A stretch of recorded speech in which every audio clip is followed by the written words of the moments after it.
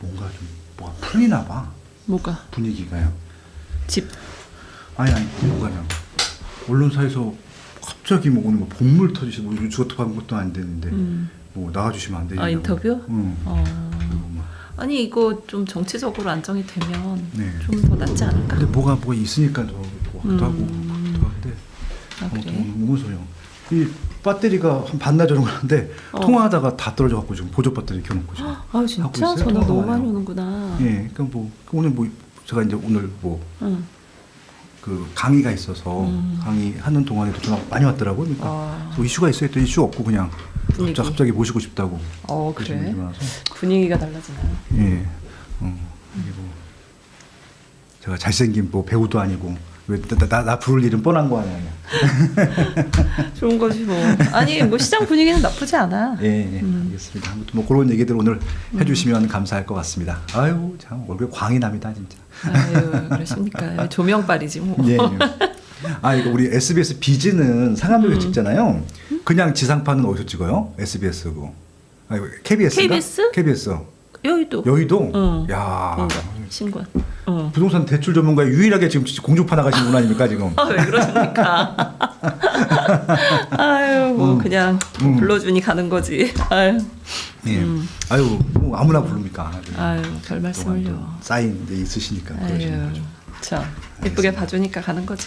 네, 아유 한번 100분 정도 들어와주셨으니까 인사하고 오늘 또 아, 이제 시작하나요? 바로 아, 지금 화면 나가고 있나? 저렇게 나가고 있습니다. 지금. 아, 네, 알겠습니다. 제가 제 유튜브에서 양복 입고 넥타이 매고 한 것도 처음이네. 아, 지금 예. 강의 갔다 와가지고. 네, 제가 좀 와서 뭐 옷도 안 내물고 바로 그냥 걷어만 벗고 시작합니다. 예, 더 제가 좋죠. 지각을 했어. 먼저 와서 기다리셔갖고 예, 죄송합니다. 네, 그럼 바로 시작을 하도록 하겠습니다. 인사부터 드리도록 하겠습니다. 안녕하세요. 안녕하세요. 오늘 빠세 초대석에서는 뭐 그냥 설명이 필요 없죠. 대한민국 최고의 부동산 대출 전문가. 예, SBS, KBS 모든 지상파 방송에서 대출 전문가로 늘 하면 들려 나오는 어저께 오늘 며칠 전에도 헬스클럽에서 런닝머신을 나와서 보이터 있잖아요. 누나 얼굴부터 띄웠잖아요. 아, 진짜요?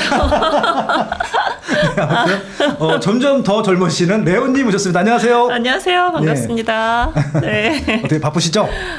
네, 요즘 좀 바쁘네요. 그러니까 네. 요즘 조금 뭐 거래가 많이 되고 있어요. 되고 있다고 네. 하고 아무래도 좀 센 지역들이 많다 보니까 자금력을 좀 보태시려고 그쵸. 그러신 것 같습니다. 네. 최근에 좀 현황들 좀 대충만 좀 브리핑 주세요. 최근의 현황이라고 하면 그 네. 토지거래 허가 구역에 약간 이제 풀리게 되면서부터 네, 정말 많은 분들이 매수를 시작했어요. 그 지역이 많아요.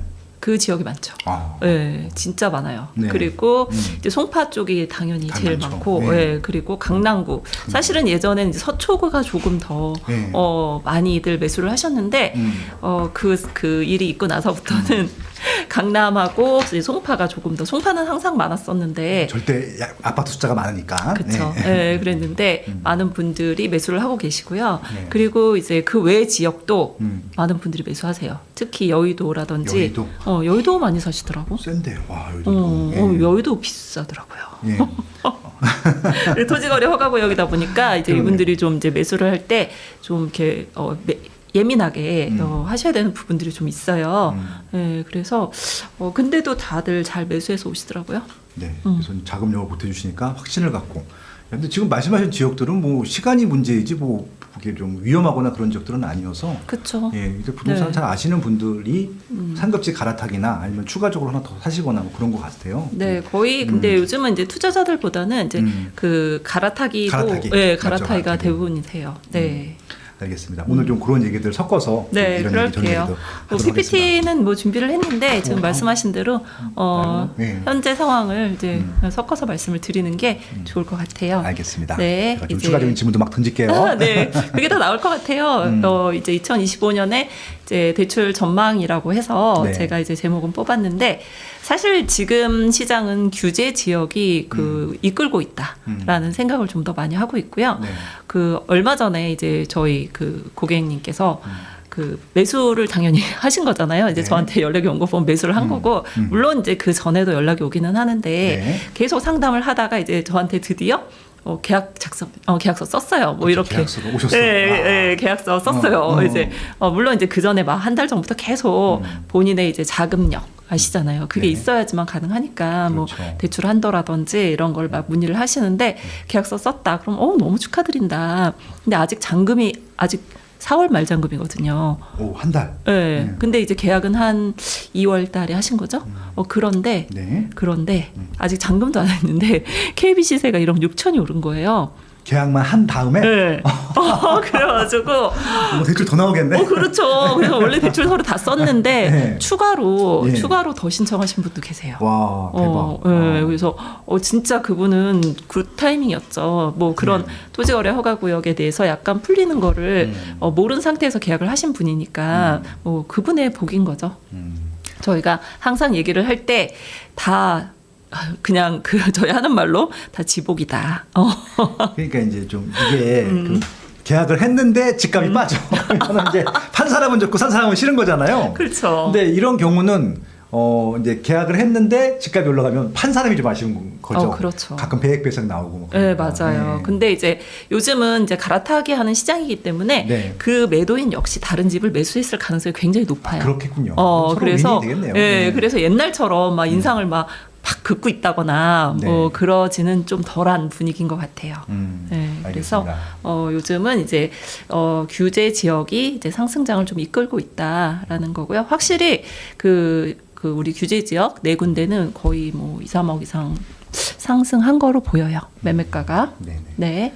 그리고 이제 조금 이슈는 이제 전세대출 보증 비율이 이제 축소가 될 예정이고, 그렇죠. 그리고 이제 제가 이제 저번에 그 정부에서 발표를 한 자료가 있어요. 그래서 제가 언제죠?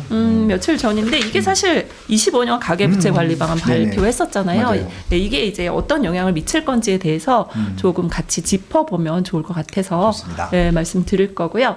그리고 뭐든지 제가 항상 하는 얘기가 할 건 빨리 해라. 이게 계약을 미루다 보면 가격만 올라가고 저희 고객님 한 분도 계속 살려고 하면 그 계좌 안 나온다. 계좌 계속 안 나온다. 그러셨는데 그래도 이제 뭐 어찌어찌 해서 가격 올려서 매수하셨거든요. 근데 그분도 역시 그분 이제 저기 잠원동에 사셨는데 뭐 1억 5천 올랐다고 좋아하시더라고요. 그러니까 이게 진짜 망고의 진리인 것 같아요. 할 거면 네. 빨리 하자. 맞아요. 부분인데 네.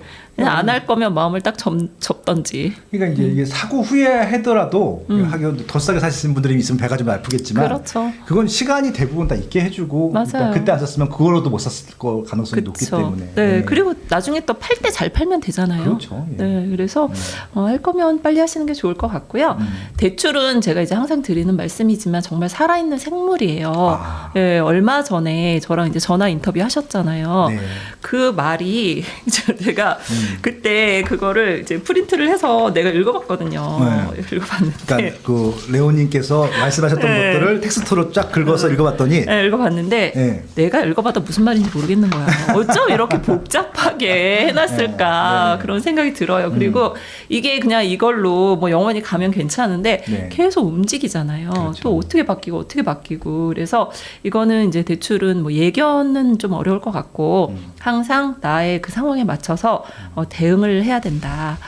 그러려면 우리가 좀 알아야 대응을 할 거잖아요. 그래서 그렇죠. 그거에 대한 설명을 조금 이제 해드리고 싶습니다. 저기 알겠습니다. 뭐 댓글에 써 있는 거를 제가 뭐 답을 해드려야 되나요? 어떻게 해야 되나요? 나중에?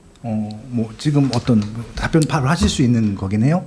아니 저기 최 대표님이 저기서 딱 멈춰 있으니까 네 매매 사업자 궁금해하시는 것 같아서 뭐 답변 가능하신 거로 해주시죠. 매매 사업자를 신규로 내고 경락 대출 받고 싶은데 네. 사업자는 주부라서 소득이 없는 관계로 대출이 나올지 궁금하네요. 혹시 배우자의 소득을 합쳐서 대출이 가능할까요? 네네. 라고 문의하셨어요. 일단 사업자 대출은 DSR을 보지 않아요. 그렇죠. 네, 그렇기 때문에 소득이 없어도 가능은 하세요. 그런데 이제 소득을 달라고 하는 이유가 뭐냐면 과연 이자를 떼먹지 않을까. 그렇죠. 네, 은행 입장에서 그게 가장 걱정되는 상황이에요. 그래서 저런 경우에 여러분들이 그냥 어필을 하시면 돼요. 나 돈 안 떼먹는다. 나 이자 잘 낼 여력이 있는 사람이다. 라는 걸 어필하시면 되는데 어떻게 어필해요? 그 첫 번째가 주부라고 하셨으니까 주부가 자신의 그 상황을 어필할 수 있는 거는 뭐가 있겠어요? 소득이 없잖아요. 그러면 카드값. 그렇죠. 내 이름에 주부님 이름의 카드를 좀 네. 써주시는 게 좋아요. 나는 뭐 연말정산 때문에 남편 거 다 써요 이러시는데 그런 거 별로 안 좋거든요. 그래서 본인 이름의 카드를 사용하시고요. 그리고 배우자 소득이 있으면 그것도 어필을 하세요. 나의 배우자는 소득이 이러하다. 그렇게 하시면 원래 부부는 거의 한 몸으로 보기 때문에 설마 부인을 연체자 만들겠어요. 은행은 그렇게 생각하거든요. 그래서 여러분들이 그런 식으로 두 가지 어필하시면 매매사업자 대출 받는 건 어렵지 않으세요. 네. 그렇죠. 네. 대표님 적극적으로 해보시기 바랍니다. 적극적으로. 네. 요즘 낙찰 건수 정말 많거든요. 네. 그래서 낙찰 받기가 좀 어렵다 하시는 분들도 있는데 잘 또 받아오시더라고요. 네. 그래서 요즘 거래는 정말 활발한 편이에요. 그래서 많은 분들이 갈아타기를 하고 계시는데 토호제가 이제 완화가 되면서 거래를 하는데 이제 문제가 뭐냐면 이제 토호제가 완화가 된 것은 괜찮은데 아직도 토지거래 허가 구역인 경우에 최근에 많은 분들이 이제 매도를 먼저 할 것 같으세요? 매수를 먼저 할 것 같으세요? 지금 매수를 먼저 해야 되는 타이밍 아닙니까? 맞아요. 너무 역시 시장도 그렇게 실제 이제 매수하시는 분들도 그렇게 움직이고 계시거든요. 네. 그래서 내 집을 아직 안 팔았는데 매수를 먼저 하세요. 그리고선 이제 걱정을 하는 거죠. 왜냐하면 토호제 같은 경우 1년 안에 내 집을 팔아야 되잖아요. 그렇죠. 예, 그리고 뭐 그렇지 않은 분들도 3년 안에는 팔아야 된다. 그래서 저는 이제 뭐 3년 안에 안 팔리겠어요라고 얘기는 하는데 이제 토호제 같은 경우는 시간이 좀 촉박하니까 걱정들을 하세요. 근데 너무 걱정하지 않으셔도 될 것 같더라고요. 다 매도가 되고 있고요. 그래서 현재 시장의 분위기는 예전에는 이제 저희가 방송을 할 때 매도를 먼저 하셔야 돼요라고 말씀을 드렸던 시기가 있었어요. 그렇죠. 근데 지금은 매수를 먼저 하는 그리고 내 집이 오른 다음에 팔겠다라는 또 그런 꿈을 가지고 천천히 파는 분들도 계시더라고요. 그래서 그런 상황에서는 내 집이 안 팔리게 되면 자금이 부족해요. 네. 네, 그래서 그럴 때 대출을 최대한으로 받아서 또 마련을 하는 분들이 있고요. 아니면 이제 집이 어쨌든 두 개가 된 상황이잖아요. 내 집이 안 팔렸으니까. 그래서 기존 나의 집을 또 활용해서 대출을 받는 방법도 있고. 그래서 방법은 많아요. 그래서 어차피 저희가 뭐 강의 시간이라든지 이럴 때 뭐 자세히 그런 내용은 설명을 해드릴 거고요. 여러분들이 이렇게 대출이라든지 자금 마련에 굉장히 두려움을 갖는 분들이 많으시더라고요. 그렇죠. 네, 안 나오면 어떡해요. 뭐 계약했는데 뭐 잔금 못 치르면 계약금 떼이는 거 아니에요. 막 이런 걱정들을 많이 하시는데 제가 지금까지 정말 오랫동안 일을 했잖아요. 그 건수가 얼마나 많겠어요. 그런데 그런 분 정말 없었어요. 정말 저 못 봤어요. 네. 본인이 집값이 떨어져서 포기한 분은 봤는데, 그 한두 명 빼놓고 내가 뭐 대출이 안 나와 잔금을 못 쳤어요. 이런 경우는 거의 없었으니까. 그러니까 이게 아마 이제 저분들이 경험치가 일단 없으셔서 그럴 수도 있고요. 네. 그러니까 이제 솔직히 대출은 우리 솔직히 이런 얘기까지 하기 그렇지만 사채 쓸 수 있잖아. 사채도 쓸 수 있는데 이게 근데 그거 대출 때문에 집을 못 샀다는 건 거짓말이죠. 좀 솔직히 좀 이렇게 네. 강력하게 말씀드리고 싶었는데 네. 레오님 오셨으니까 하는 말입니다. 그냥 맞습니다. 대출 전문가 나왔으니까. 아니, 솔직히 저는 그건 변명을 하는 거죠. 맞아요. 네. 저는 이제 그런 네. 얘기는 많이 해요. 대출이 안 나오지는 않는다. 그쵸. 단지 돈이 많이 들 수도 있다. 그런 거죠. 네, 네. 그런 거예요. 그것만 근데 감당할 수 있으면 네. 뭐 받는 거지 뭐. 그 대신 집값이 오른다. 내가 뭐 금융 비용으로 6천 썼어. 근데 뭐 단기간에 6천을 쓴다는 게 쉽진 않잖아요. 금융 네. 비용으로. 그런데 뭐 1억 5천 올랐어. 그러면 땡큐 아닌가요? 그렇죠. 예, 근데 이제 그렇게까지 하기에는 좀 다들 꺼려하는 이유가 뭐냐면 현재 시장이 투자자들의 시장이 아니라는 거죠. 그렇죠. 예, 그래서 투자자분들 같은 경우는 약간 이제 경험치도 높으시고 약간의 배포도 좀 있으세요. 그런데 현재 시장은 내 집 마련하는 분들이거든요. 그래서 이분들은 굉장히 소심한 분들이 많아요. 나는 집을 한 채가 내 전 재산이고 뭐 다른 거를 살 생각도 계획도 아직은 없다. 그렇기 때문에 내 집이 안 팔리면 큰일이고 대출이 안 나오면 큰일이다. 이런 걱정들을 많이 하는 분들이 지금 시장에 계신 분들이에요. 그렇죠. 그래서 대출이 좀 중요한 분인 거죠. 그런데 제가 항상 드리는 말씀이 정보의 비대칭이 정말 심한 세계가 대출의 세계인 거죠.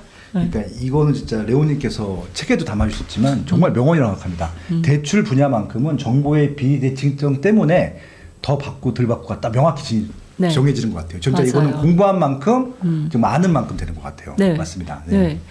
나는 그냥 은행에 가서 받을 거야.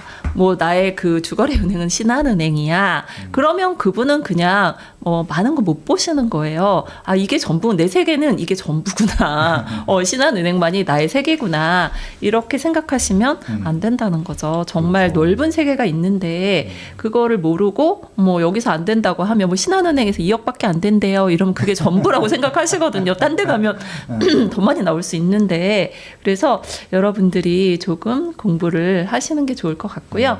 그리고 당장 공부한다고 해서 이게 조금 다를 수도 있어. 왜냐하면 자꾸 바뀌기도 하고 하니까. 그렇죠. 그래서 끊임없이 좀 알아보시는 게 제일 좋습니다. 그리고 은행을 돌아다니면 된다라고 또 생각을 하시는데 그게 또 뭐 본인들한테 또 적극적으로 은행 직원들이 얘기를 안 하는 경우도 많아요. 그래서 조금 제대로 공부를 하시고 제대로 된 분하고 상담을 하시는 게 제일 좋을 것 같아요.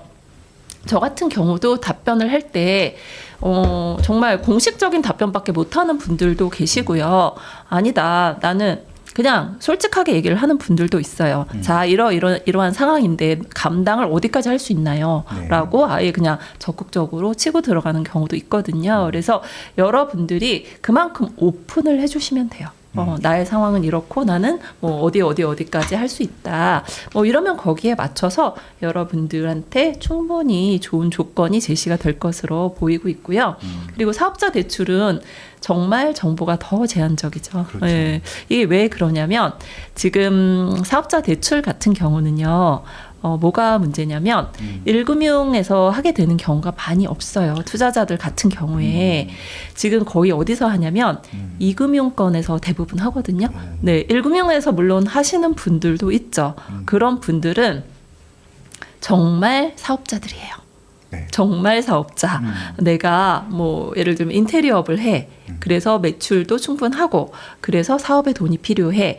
이런 분들은 자금 소명이 가능하세요. 네. 내가 정말로 인테리어업에 대출을 쓰신 거잖아요. 그렇죠. 예, 그런데 내가 지금 사업을 시작하려고 해.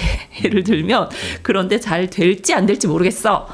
나는 투자자야. 그래서 일단 사업자 대출이 필요해. 뭐 이런 제가 아까 우회에서 말씀드린 건데 알아들으시겠죠. 예, 그런 분들 같은 경우에는 이금융권을 이용할 수밖에 없어요. 왜냐하면 자금 소명이 어려운 분들도 있고 뭐 당장 사업이 잘 안 될 수도 있는 거니까 그런 경우에 사업자 대출은 저희가 뭐 지역 농협이라든지 신협이라든지 수협이라든지 이런 쪽에서 진행을 하는데 여기는요 우리가 뭐 국민은행 이러면 전 지점이 거의 조건이 같아요. 그쵸. 뭐 대방동 지점 다르고 뭐 서초동 지점 다르고 이렇진 않거든요. 저기 뭐 지점장 뭐 특별금리 그런 거 없어요? 그런 거는 네. 거의 없어요. 네, 거의 없어요. 네네네. 지점장님 안다고 막 네. 싸게 해준대요. 막 이러는 분 계신데 그 지점장님 칠할 필요도 없네. 막 자기는 지점장이라고 자랑하시는 분들도 계셨는데. 뭐 지점장 정결로 해서 사업자 대출을 뭐 적극적으로 깎아준다라고 할 수도 있지만, 네네. 예, 그거는 그 지점이 뭐 마침 뭐 그런 그 수요가 필요했던 그런 지점일 수 있는데 거의 비슷해요. 그런데 이 이제 그 수협이라든지 단위 농협 같은 곳은 지점 하나하나가 각각의 은행이라고 생각을 하시면 돼요. 그래서 지점에 따라서 정말 많은 차이가 있을 수 있거든요. 그렇기 때문에 여러분들이 그 많은 지점의 대출 정보를 알 수가 없다는 없죠. 거죠. 예. 네. 그래서 현재 사업자 대출이 대환이 엄청 잘 진행이 되고 있어요. 왜냐하면 예전에 저희가 사업자 대출 받았던 분들 현재 금리가 몇 프로 정도 되세요? 몇 프로 정도 될 것 같으세요? 한 5%에서 6% 정도? 사업자가 그랬죠. 그 정도 됐을 거예요. 그래서 지금 변동금리 쓰신 분들 같은 경우에 조금 내려와서 5% 초반이라든지 뭐 이렇게 내려온 분들도 많이 있는데 지금 사업자 대출 대환 또 뭐 특판으로 나오거나 저분 6%라고 하네요. 네. 네, 그러면 지금 뭐 한 4.3% 전후로 대환이 가능한 곳도 이제 있어요. 그렇기 때문에 여러분들이 내가 지금 금리가 너무 높다, 사업자 대출 때문에 미치겠다, 뭐 이런 분들도 많이 있거든요. 그래서 그런 분들은 좀 지금 시기에 대환을 알아보는 것도 나쁘지 않을 것 같아요. 그리고 사업자 대출 같은 경우는 대부분이 변동금리예요. 저는 그래서 더 좋다고 생각해요. 지금 만약에 고정금리로 바꿔버리면 앞으로 우리가 금리는 내려갈 거잖아요. 그런데 내가 지금 고정금리로 딱 실행을 해버리면 속상할 수도 있죠.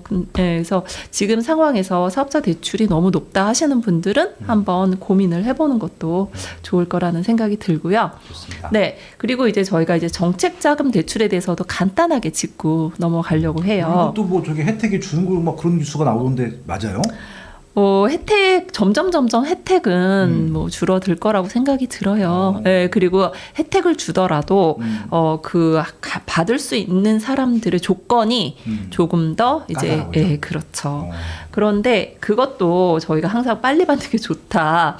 제가 오랫동안 강의를 했었잖아요. 그래서 예전에 강의를 할 때 예전에는 제가 막 그런 강의를 많이 했어요. 전세자금 대출이 다주택자도 가능하니까 그거 받아서 집 사라. 뭐 그런 강의를 많이 했는데 그 다음에 전세 대출 막히고 뭐 계속 그런 일이 많았거든요. 그래서 정책 모니터링 하시는 분들이 있어요. 그쵸? 강의장을 다 찾아다니면서 메모해놨다가 그 예전에 제가 기억에 남는 게 뭐냐면은 이건 세금 얘기야.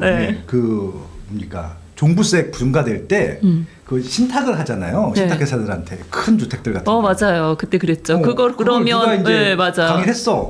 뭐 유명한 친구가 했어. 맞아요. 그 다음 날 그게 회의에 상정이 된 거야. 그랬더니 바로 한 달 만에 없어지더라고요. 신탁해도 뭐 종부세 부과되고 그러니까 맞아요. 저도 기억나요. 열심히 하시더라고요, 그분들도. 네. 뭐 좋은 건지 나쁜 건지 잘 모르겠어요. 근데 아무튼 아마 레오님도 이제 노출되신 분들이기 때문에 제 강의도 다 듣거든요. 유튜브 다 분석하고 아마 레오님도 콘텐츠 나온 것들은 강의든 뭐든 다 분석. 아니 거예요, 그랬던 것 같아요. 그래서 왜냐하면 제가 그걸 어떻게 알았냐면 그 다주택자 전세대출 막힌 거야. 뭐 그럴 수도 있다라고 생각을 하는데 예전에 이제 특정 은행에서 그 근로자들을 위한 전세대출은 다주택자가 가능했었거든요. 그렇죠, 굉장히 수밖에 알 수 없는 거였는데 제가 강의했는데 그게 막힌 거예요. 그래서 모니터링 하는구나 그런 생각을 했었고요. 제가 왜 이걸 했냐면 저 X표 쳐놓은 게 최근에 바뀌었어요. 뭐냐면 원래 보금자리로는 내가 이제 보금자리론 대출을 받은 경우에 주택을 사면 안 돼요. 1년마다 검증을 하거든요. 그래서 계속 보금자리론을 쓸 동안에는 내가 1주택자를 유지를 해야 됐어요. 근데 디딤돌 대출은 그게 없었거든. 근데 얘가 역시 이제 검증 대상으로 바뀌었어요. 그렇기 때문에 이제 정책자금 대출은 이런 식으로 뭐 좀 더 제한 사항이 들어온다라는 거죠. 그래서 여러분들이 이런 거 바뀌는 거는 그때그때 좀 체크를 하시는 게 좋을 것 같습니다. 그런 것들을 좀 미리 알았으면 아마 레오님이 강의를 많이 몇 년 동안 했었잖아. 그러면 이제 조금 투자도 많고 뭐 아무튼 좋았을 텐데.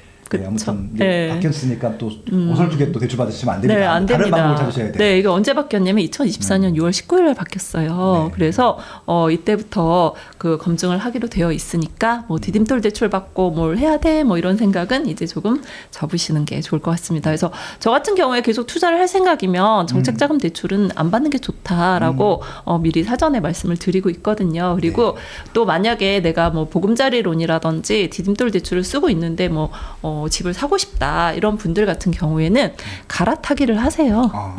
갈아타기 하시면 또 가능한 경우도 있으니까 좀 더 적극적으로 알아보시면 좋을 것 같습니다. 그리고 저거 이제 뭐 디딤돌이나 보금자리론 이제 상한선이 있잖아요, 대출 상한선. 그 주택 가격이 이제 올랐어요. 나중에 이제 좀 이거를 더 받으려고 하면 일반 대출로 바뀌어야 되는 거죠. 그 디딤돌하고 보금자리론 같은 경우는 그쵸. 디딤돌은 원래 매입 자금밖에 안 돼요. 그러니까 내가 처음에 집을 살 때 그런 거라서 그쵸. 그 당시에 시세대로 반영을 하셔야죠. 만약에 집값이 올랐다. 12억 됐어.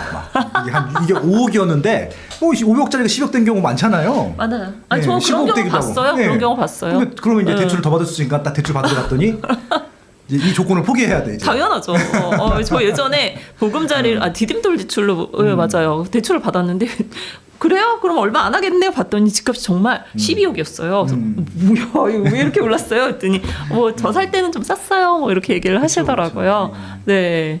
그래서 그런 부분이 있으니까 여러분들이 정책자금 대출 받을 때 조금 신경 쓰시면 좋을 것 같아요. 네. 그리고 이제 가계부채 관리 2025년 가계부채 관리 방안이 이제 발표가 이렇게 됐었잖아요. 네. 그래서 요거에 대한 설명을 조금 짚고 넘어가는 게 좋은 게 왜냐하면 여러분들이 정책을 발표를 하면 그 부분은 좀 보셔야 돼요. 저희가 뭐 나는 정부의 말은 안 듣겠다.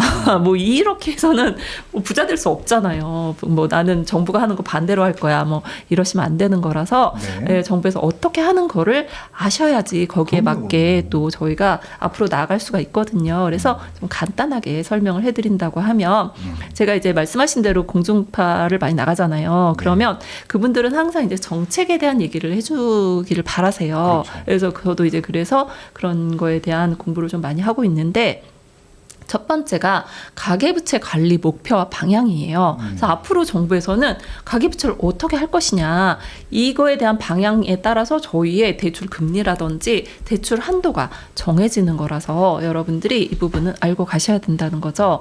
그래서 GDP 대비해서 가계부채 비율을 계속해서 낮추겠다 이 얘기잖아요. 그렇죠. 예, 그래서 지금 경상 성장률 3.8% 내로 관리를 하겠다. 그러면 저 경상 성장률은 뭐냐? 아니, 좀 더 어려워져. 정부에서 발표했는데 무슨 말인지 모르겠다. 그러실 것 같아. 제가 설명을 좀 해드린다라고 하면 이제 그 경제 성장률이 GDP잖아요. 네. 예, 거기에다가 물가를 반영을 한 게 경상 성장률이에요. 그래서 예, 물가가 반영이 된 성장률이기 때문에 3.8% 내로 관리를 하겠다. 굉장히 낮은 수치입니다. 예, 저희가 보통 5% 정도로 지금까지 총량 규제에 대한 걸 잡고 있었어요. 근데 3.8%로 하겠다. 엄청 타이트한 거죠. 그래서 가계부채 늘리지 않겠다. 그런 내용이에요. 그런데 예전에는 이제 1년 단위로 그 총량을 봤단 말이에요. 그래서 저희가 연말에 막 막힌다.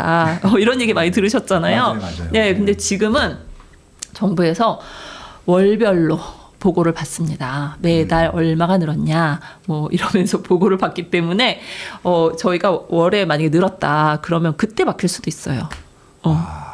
그렇기 때문에 그런 부분이 있다는 거는 알고 가셔야 되고요. 한 박자 반 박자 빨라야겠네요. 네. 그래서 예를 들면 지금 이제 그런 식으로 조정을 하다 보니까 저희가 SC제일은행 같은 경우에 그 다주택자 대출이 굉장히 원활했어요. 네, 그랬는데 지금 못 하고 있거든요. 벌써 지금 3월밖에 안 됐는데 계속 관리가 이렇게 들어가고 있다라고 생각을 하시면 좋을 것 같고요. 그나마 좀 여유가 있는 것은 이제 지방은행하고 이금융권은 약간의 여유를 줄 생각이에요. 왜냐하면 지방은행 같은 경우는 지금 저희 대구 갈 거잖아요. 네, 그 지방 경제가 많이 어렵거든요. 네, 그래서 뭐 지방 그 경제를 조금 활성화시키기 위해서 이금융권하고 그다음에 지방은행들은 이 3.8%보다 약간은 좀 더 오버해도 봐주겠다. 뭐 이런 뉘앙스를 보인 거거든요. 네, 3월 16일입니다. 지금 신청하셔야 될 것 같고요. 그러니까 왜 오프라인 강의 왜 오셔야 되는 줄 아시겠죠? 그러니까 지금은 이제 이런 것들 원리 원칙을 말씀드리는데 바뀌지 않고 조금 더 여유를 부릴 수 있는 노하우들이 있단 말이죠. 이건 레오님만이 아는 것들이잖아요. 그쵸. 그래서 이제 그런 것들을 오프라인에서 많이 풀어드릴 테니까 대구 세미나 많이 오시면 좋을 것 같고 밑에 링크가 있을 겁니다. 신청 많이 해주세요. 네. 네, 저희가 이제 그 강의를 할 때 정말 이런 사례가 이렇게 했다 뭐 그런 걸 알려드리면 조금 더 뭐 좋을 것 같기는 해요. 그래서 이제 이런 식으로 지방은행하고 이금융권에는 약간 여유를 줄 거다라는 거를 좀 알고 가시면 좋을 것 같아요. 왜냐하면 이금융권은 지금 3년 정도 계속 그 대출 수요가 줄었거든요. 네, 그래서 조금 나아질 거다라는 게 이제 그 내용입니다. 그리고 정책자금 대출 역시 조금 달라져요. 보금자리론이 조금 달라지고 있는데 뭐냐면 다자녀가 완화가 됐어요. 예전에는 이제 세 자녀가 보통 다자녀잖아요. 근데 이제 2자녀로 완화가 됐으니까 이 완화가 되면 다자녀의 혜택이 조금 있어요. 뭐냐면 뭐 소득이 좀 높아도 되고 대출 한도도 올라가고 금리 우대도 받을 수 있고 그래서 2자녀이신 분들도 보금자리론의 혜택이 있으니까 이용하시면 좋을 것 같고요. 갑자기 궁금한데 네. 자녀가 성년자 아니에요. 미성년 자녀예요. 나 다 키웠는데 너무 억울해. 그렇죠. 맞아요. 네, 미성년 자녀예요. 네. 그렇기 때문에 혜택 받을 수 있는 분들은 받으시면 좋은데 네. 이 보금자리론의 주택 가격이 약해요. 6억밖에 안 되기 때문에 그렇죠. 많은 네. 분들이 좀 혜택을 못 받을 수도 있어요. 근데 이제 저희 그 수도권 그쪽은 또 가능한 분들이 많이 있으니까 활용하시면 좋을 것 같아요. 그리고 중도 상환 수수료가 보금자리론 역시 이제 인하가 될 예정입니다.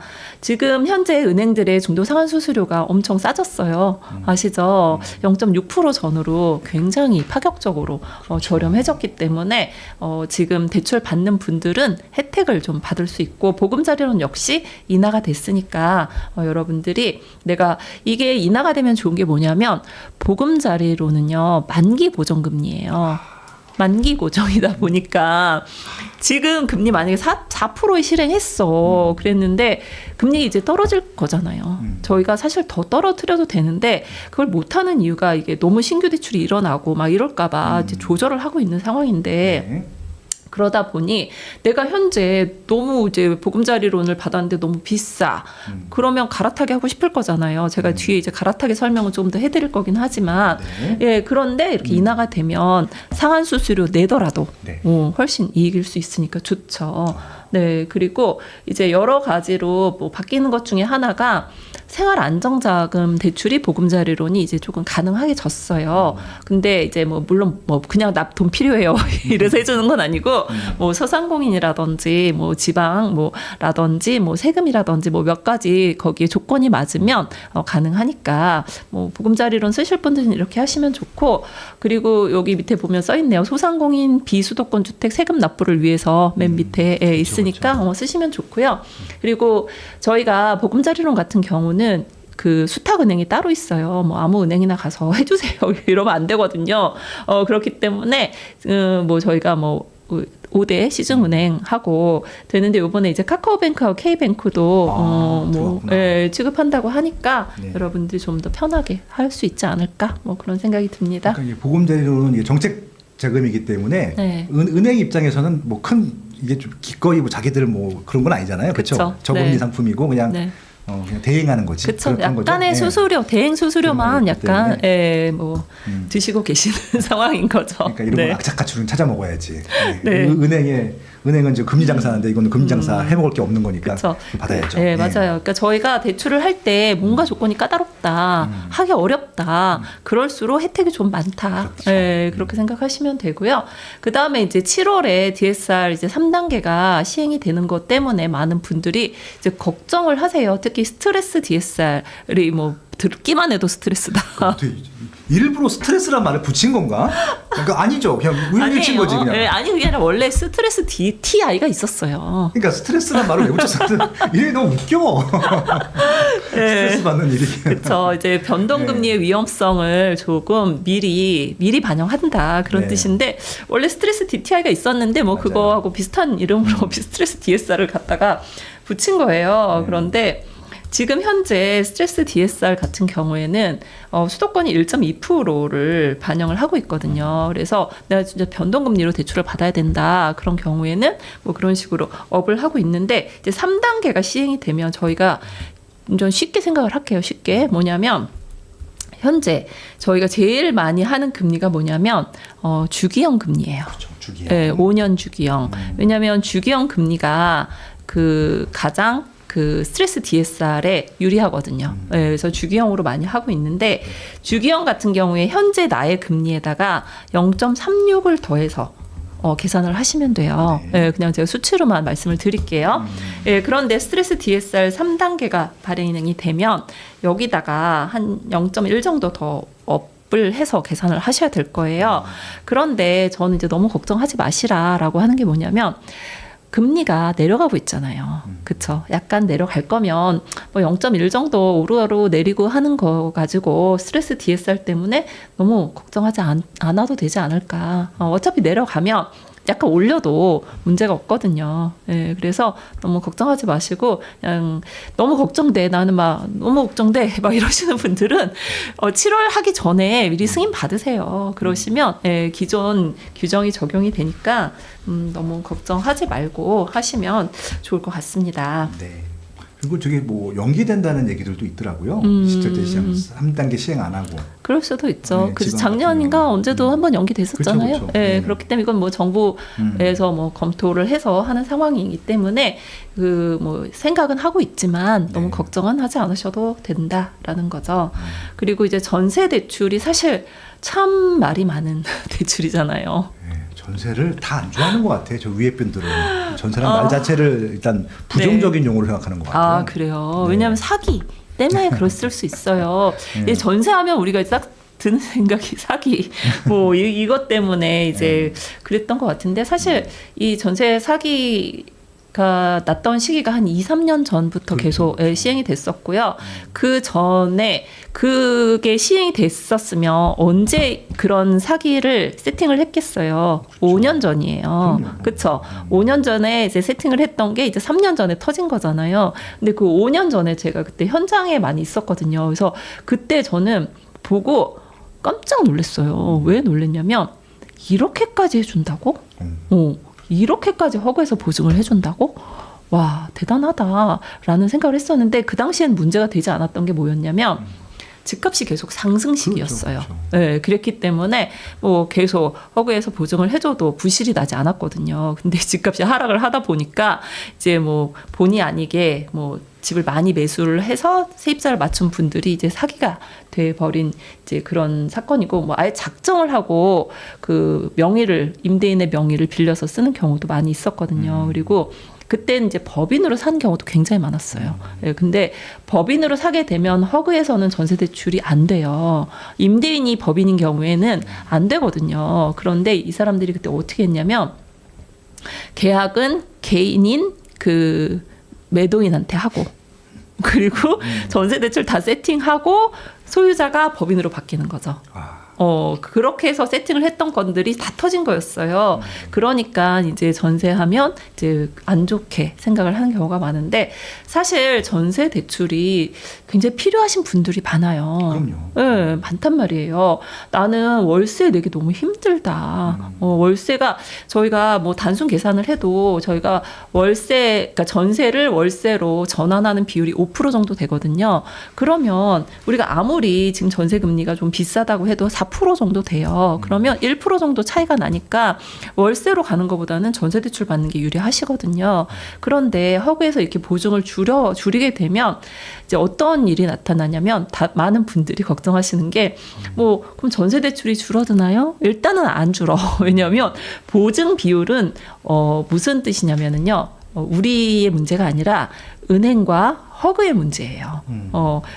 허그에서 너한테 은행아 너한테 나는 90%밖에 보증 못 해주겠어. 나머지 10%는 부실라면 네가 알아서 해. 뭐 이런 뜻이거든요. 그래서 우리가 대출 받는 사람들이 지금 전세 대출이 80% 가능하잖아요. 뭐 한도가 주나요? 걱정하시는데 그거는 아니에요. 근데 뭐가 문제냐면 전세 대출 보증 비율이 현재는 100%예요. 그러니까 내가 부실이 나면 허그에서 100% 다 은행이 물어주는 거죠.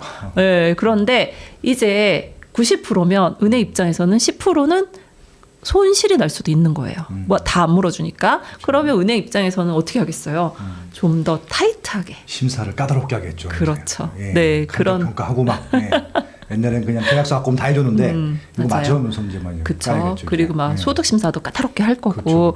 원래 허그는 그 전세 대출 받을 때 소득을 보지 않아요. 소득 그 상환 능력을 보지 않기 때문에 그 정말 막 저희가 어떤 분들이 많이 했냐면 지금 전세 대출이 다주택자가 안 되잖아요. 예, 그러다 보니 그 집에서 유일한 무주택자인 막 할머니 아니면 어린애 뭐 이런 분들 그런 분들이 많이 했는데 그런 분들이 소득이 없어요.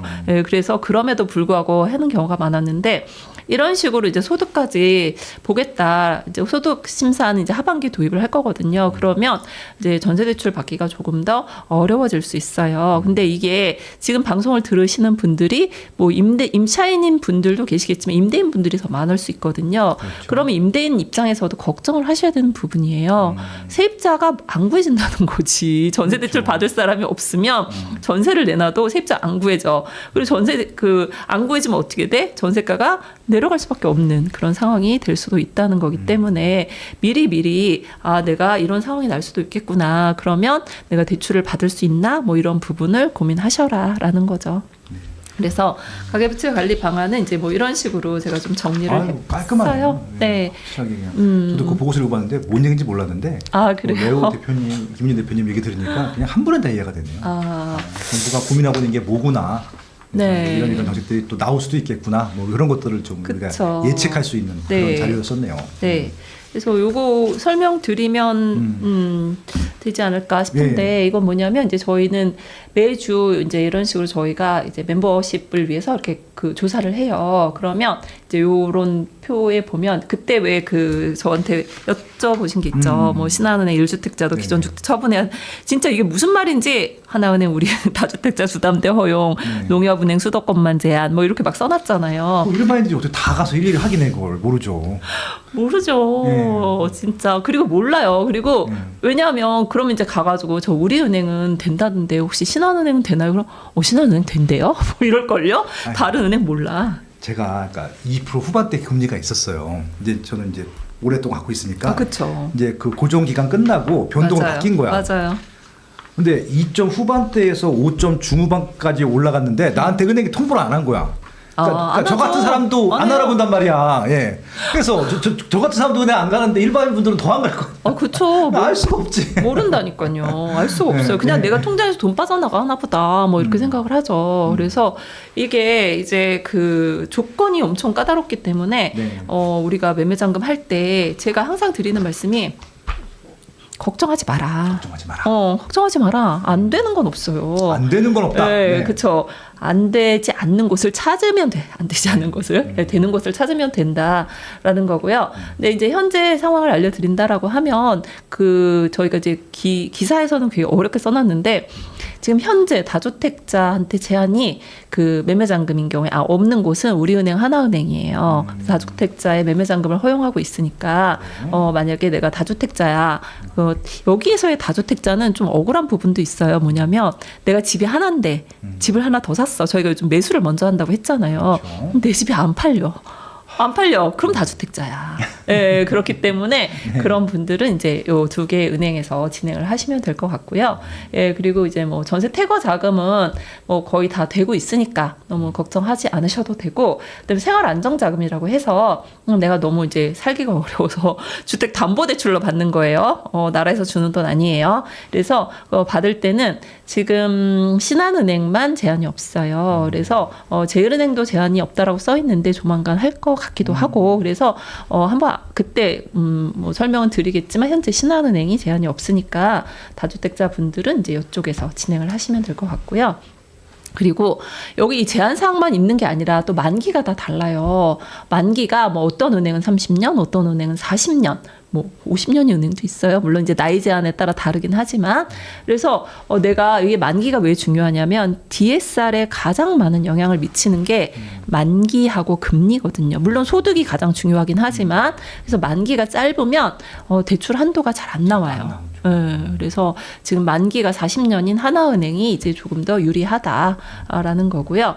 그 다음엔 이제 금리잖아요. 나 싸게 사고 싶다. 싸게 제일 좋잖아요. 저도 맨날 저한테 물어보거든요. 저 변동금리가 좋아요? 고정금리가 좋아요? 맨날 저한테 많이 물어보시겠죠, 당연히. 그러면 저는 싼 거 하세요. 정답입니다. 네. 왜냐하면 그럴 수밖에 없어요. 지금 여기 보시면 지금 고정금리 제일 싼 게 뭐 지금 우리은행 이제 그 금리가 뭐 한 4.1%. 물론 여기에 지금 우리은행이 사회적 배려 대상자하고 미성년 자녀 있고 거기다 전자계약까지 한다. 그럼 3.5까지도 내려가요. 미성년 자녀 있으면? 미성년 자녀, 전자계약, 그리고 사회적 배려 대상자. 이렇게 세 개가 다 되면 3.5. 애를 낳아도 안 되는 거죠? 사회적 배려 대상자가 아니신데다가 미성년 자녀도 아니시니까. 그럼 뭐 노력하면 될 수도 있으니까. 그렇죠. 그렇죠. 뭐 새쌍둥이도 있으니까. 네. 네. 그런데 이제 뭐 전자계약 하시면 또 0.2 내려가니까 뭐 요즘은 은행들이 전자계약을 하게 되면 금리 혜택을 좀 많이 주는 편이니까. 저 최근에 이제 전자계약 한번 해봤는데 일단은 편하긴 하더라. 자동 신고가 다 되니까 서로가 그게 좋긴 하더라고요. 예. 네, 점점 뭐 그쪽으로 가긴 할 건데 예. 이게 이제 공인중개사분들이 좀 뭐 공부하신 분들은 잘 해요. 그쵸. 근데 안 해본 분들은 이제 하기 싫어하는 경우도 있고요. 그러니까 이게 공인중개사분들이 양쪽을 다 설득을 해야 돼요. 근데 이제 맞아요. 한쪽이 대부분 안 하려고 해. 그러면 안 하는 맞아요. 거예요. 예. 다 오케이 해야 되는 거라서. 그렇죠. 그리고 이제 저희가 그 매도인이 연세가 높은 분들이 좀 많아요. 그러면 안 돼. 그러니까. 절대 할 수가 없어요. 예, 그러면 본인 인지서도 모르시는 분들이 있거든요. 맞아요. 그러면 이게 본인서가 없으면 일단 안 돼. 그러니까 그래서 그런 경우에는 이제 불가능하고 그래서 이제 저희가 막 이런 얘기를 하면 그러면 계약서를 바꿔달라고 해야 되겠다 막 이러시는 분 계시는데 거의 난 해갖고 온 사람 못 봤어. 왜냐하면 이미 계약을 했는데 매도인 입장에서 너무 번거로워. 그래서 안 하거든요. 그래서 처음에 이제 좀 매도인도 스마트하고 그러시면 한번 해보시는 것도 괜찮습니다. 네, 그래서 이런 식으로 금리가 조금 달라지고 있다라는 거고요. 그리고 저한테 이제 요거까지 설명을 네. 네. 이게 뭐냐면 최근에 이제 그 저희가 생애 최초로 집을 구입하시는 분이 제가 저가 먼저 얘기할게요. 갈아타기. 아까 그냥 금리 얘기 나온 김에 저희가 대출 갈아타기를 좀 그냥 이거 보고 할게요. 네. 갈아타기를 많이 하는 것 중에 하나가 아까 말씀하신 대로 2.5%의 금리였는데 현재 금리가 5%다. 네, 그렇게 바뀐 분들이 정말 많거든요. 그게 언제였냐면 2017년, 그때 제일 집을 많이 산 거 2018년, 뭐 2019년, 뭐 그때 그 집을 사신 분들, 2020년까지 사신 분들이 이제 5년의 세월이 지났어요. 그러다 보면 그 2.5%에 받았던 금리가 몇 프로가 되냐면 지금 좀 저렴해지긴 했어요. 5%까지는 안 가도 한 4.7%, 4.8%막 이렇게 바뀌고 있거든요. 이분들 입장에서는 정말 깜짝 놀랄 일이에요. 2배가 된 거잖아요. 2배. 2%가 넘게 올랐는데. 저도 깜짝 놀랐어요. 그렇죠. 너무 놀래가지고 막 당장 막 싸게 해달라고 막 이러세요. 그러면 저도 그거 바꿔드리고 싶죠. 근데 이분들은 2.5%의 금리를 쓰셨던 분이에요. 근데 지금 싸게 하면 4%예요. 이러면 체감이 안 되는 거예요. 그렇죠. 그리고 제가 조금 더 기다리셔라라는 얘기를 많이 하고 있죠. 저야 뭐 빨리 해드리면 좋죠. 그분도 좋고.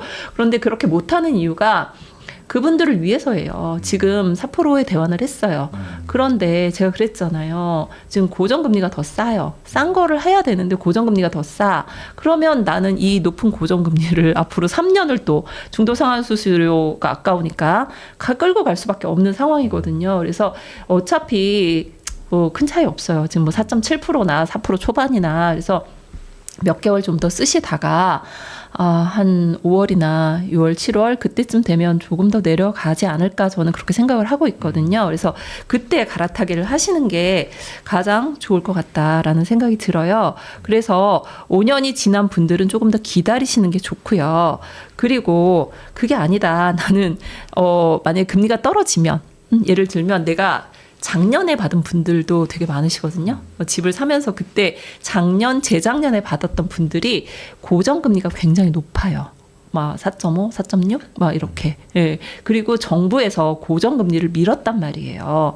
그래서 정부 고정금리를 막 하도록 유도를 한 그런 상황이 스트레스 DSR도 사실은 그 취지가 고정금리를 위한 그 제도란 말이에요. 그렇죠. 네, 그렇기 때문에 많은 분들이 높은 금리를 현재 받고 있는 분들이 있어요. 그래서 이분들이 대환을 하고 싶다 막 이렇게 말씀을 하시는데 그분들도 금리가 한 3% 초중반 정도 되면 갈아타셔도 저는 괜찮다고 생각을 해요. 그러면 이제 제가 좀 핵심 정리를 해드린다라고 하면 그럼 언제 갈아타면 좋냐?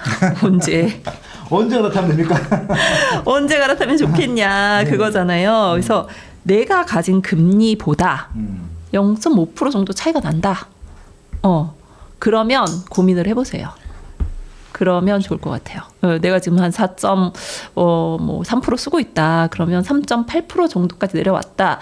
제가 이제 블로그에다가 계속 그 매주 그 월요일마다 금리를 업데이트를 해드리고 있거든요. 그러면 블로그 이름은 네오 대출 연구소예요. 네. 구독 꼭 해놓고요. 수시로 또 이슈 있을 때마다 글 많이 올려주세요. 저는 좋습니다. 그러면 제일 먼저 올리려고 노력을 하고 있으니까 네, 한번 내고 보시면 계시면서. 네. 도움이 되실 거예요. 그래서 내가 이제 최저금리가 3%대로 내려갔다, 뭐 3% 중반 정도 내려갔다 그러시면 갈아탈 때가 됐나 보다.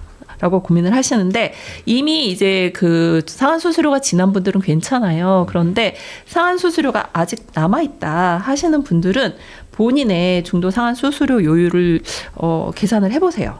그래서 저희가 이제 손익분기점이라고 하거든요. 네, 그래서 본인의 그 금리 낮아지는 거 하고 중도 상한 수수료 하고 비교를 해서 어느 정도 뭐 몇 개월 정도는 내가 뭐 상한 수수료 내더라도 낮아질 것 같다 하시는 분들은 갈아타시는 게 좋을 것 같습니다. 네, 그래서 이렇게 하시면 좋은데, 갈아타기 할 때 문제가 되는 게 하나 있어요. 뭐냐면 첫 번째 DSR이에요. DSR이 안 맞는 분들이 있어. 옛날에 그 대출을 받을 시점엔 소득이 좋았는데 현재 무직이다, 뭐 이러면 DSR 안 맞거든요. 예, 그럼 대환하기 어렵고요.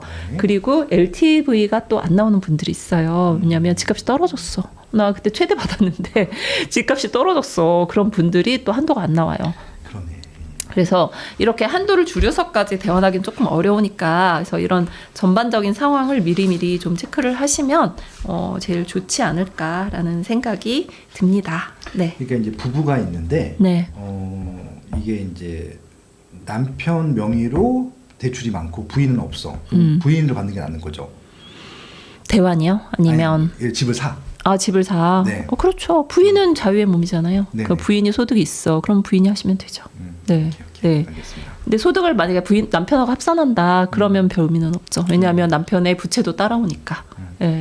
네. 그렇게 하시면 될 것 같습니다. 그러면은 이제 그 부인이 전업주부라 하더라도 그 맞벌인데 남편 명의로 대출을 받아도 부인과 합쳐서 받을 수 있는 거죠, 그러면?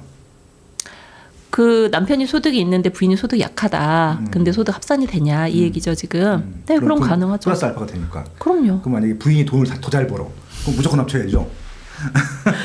그러니까 저희가 이제 오해를 하시는 게 뭐냐면, 맞아요. 이게 왜 이런 질문이 나오냐면, 저희가 요즘 이제 명의를 쓸 때 공동 명의냐, 단독 명의냐, 그쵸. 뭐 이런 고민을 많이 하세요. 근데 대부분 이제 공동 명의 많이 하시거든요. 그래서 공동 명의를 하면 소득도 합산을 해야 되는 줄 아세요. 무조건 합산해야 되는 거 아니에요? 막 이렇게 말씀하시거든요.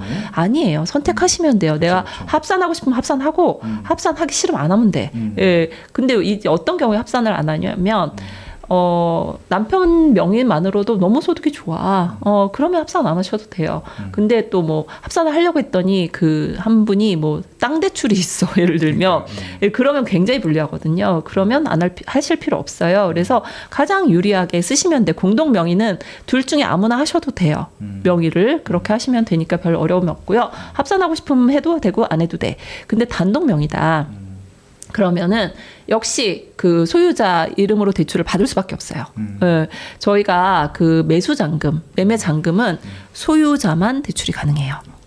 그런데 물론 보험사에 따라서 아닌 경우도, 그러니까 뭐 배우자가 되는 경우도 있는데, 거는 조금 이제 뭐 흔한 경우가 아니니까, 그래서 저희가 1%라도 명의를 가져오신 분이 대출이 가능하다라고 말씀을 드리고 있으니까. 좋네요. 네, 그래서 부부는 소득 합산할 수 있어요. 네. 제가 좀 보니까 어린 애들 돈이 없으니까, 그러니까 이제 95% 지분을 주고 부모가 조금 갖고 있는 이유가 대출해 주려고 그러는 거죠, 다.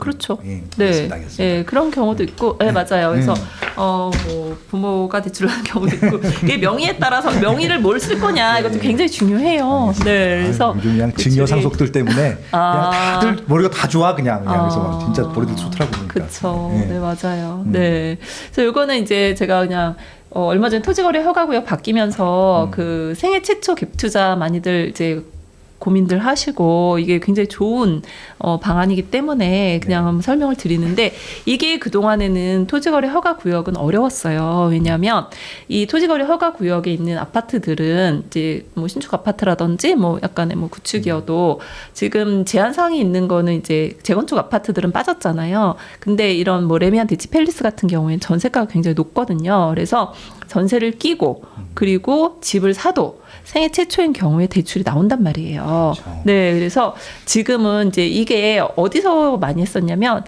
반포에서 많이 했었어요. 그렇죠. 네, 그래서 서울제가 아니니까. 네, 거기서 많이 했었단 말이에요. 그런데 이제 강남으로 넘어갈 수 있게 된 거죠. 대치동. 네. 레드펠. 레드펠. 네, 그래서 이제 만약에 내가 이거 레드펠을 사겠다 하시면 생애 최초로 그 요즘 전문직 부부들 같은 경우에 소득이 높은 분들 굉장히 많거든요. 그래서 나는 한 방에 가겠다 뭐 이런 분들 많아요. 그래서 이런 분들이 이제 소득이 되고 하다 보니까 그냥 이렇게 준비하시거든요. 그래서 한도가 얼마가 나오냐면 26억 5천이 지금 시세 일반가니까 여기에 이제 80%를 하게 되면 21억 2천이 원래는 이제 생애 최초인 경우에 가능한 LTV예요. 근데 생애 최초는 최대 한도가 6억이거든요. 6억을 넘어서는 해줄 수 없어요. 그러니까 21억을 해줄 수는 없어. 하지만 우리가 이제 21억 2천에서 10억 5천을 빼면 5억 7천이 대출이 가능한 거죠. 네, 그러니까 나는 레버리지를 80% 쓸 수 있는 거예요. 그러면 나는 20% 가지고 일단 이제 이 동네에다가 집을 매수를 하는 거죠. 네, 그리고 나서 나중에 뭐 다양한 방법으로 입주를 할 수 있는 방법이 있기 때문에 뭐 일단 매수를 이렇게 하시는 분들이 최근에 좀 많이 계십니다. 그래서 토호제 풀리면서 실거주하지 않아도 되기 때문에 이제 강남에서도 가능해졌다라는 것을 말씀드리고 싶었습니다. 네, 그래서 요즘 거래량이 또 많아진 것 같기도 하고, 뭐 그렇죠. 엘스 리센치도 저렇게 사실 거고 그러네요. 예. 네, 엘스, 예, 그 잠실에 그러니까. 있는 정말 많이 좋아하세요. 그 잠실에 있는 세 개의 그 이름이 엘리트잖아요. 엘리트. 네, 맞아요. 네. 그래서 네. 많이들 좋아하시더라고요. 네, 알겠습니다. 네. 아유, 이렇게 해서 진짜 네. 또 한 시간을 또 알차게 딱 채워주셨습니다. 아유, 어떻게 또 이렇게 정말 일목요연하게 어려운 얘기들을, 그러니까 대출하고 세금 분야는 이제 일반인들이 들어도 새롭거든요. 맞아요. 근데 들어도 이렇게 신박하게 설명을 잘해주시는 진짜 레오님께 너무 감사를 드리고요. 오늘은 일반적인 얘기 한 거예요. 일반적인 얘기들. 근데도 신박하시죠. 근데 오프라인 강의 오시면 얼마나 네. 기가 막힌 얘기를 해주시겠습니까? 그때는 이제 좀 사례를 정확하게 최근에 이제 거래 사례들을 해드리면 좋을 것 같긴 해요. 네, 그래서 아마 3월 16일 날 제가 대구 모시고 갈 텐데 대구에 오시는 분들은 신박한 사례들까지 포함된 구체적인 여러분들이 벤치마킹 하실 수 있는 사례들, 그리고 아까 지방은 조금 다르다고 했잖아요. 요즘 어느 정도 융돌이가 있다고 하니까 그 부분까지 포함해서 다양하게 조금 말씀을 드리겠습니다. 수도권은 이렇게, 지방은 이렇게 말씀을 드릴 테니까 3월 16일 강의 오실 분들은 이 채팅창에도 있고요. 링크가 이 밑에 영상 밑에도 대구 세미나 링크가 있기 때문에 지금 바로 신청해 주시면 좋을 것 같습니다. 이렇게 오프라인에서 레오님 강의 들을 기회 많지 않아요. 예, 지상파에서 말씀하는 거랑은 차원이 다른 말씀을 해주십니다. 예, 그렇게 좀 말씀드리고 오늘 방송 마무리하도록 하겠습니다. 뭐 홍보하실 것도 없어요. 뭐 홍보할 거요?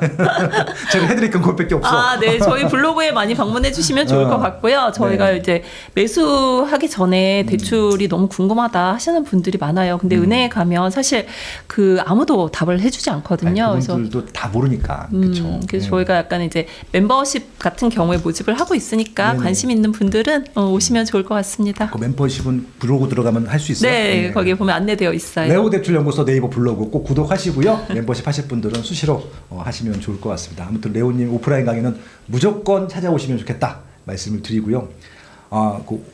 지난주에 온라인 디프리 안 오셨어 왜 또? 그날 일이 있어가지고. 예. 네. 열정노지님이 네. 레오님을 너무 좋아하더라고요. 그래요? 자기를 지금 만든 거는 레오론 덕분이었다. 그래서 레오님이 없었으면 자기는 부자가 되지 못했다라고 하면서 1시간 동안 열변을 토해주시는데 열정노지님의 참. 지금 열정노지님이 엄청난 자산가잖아요. 레오님이 만들어주셨습니다. 레오론입니다. 레오론.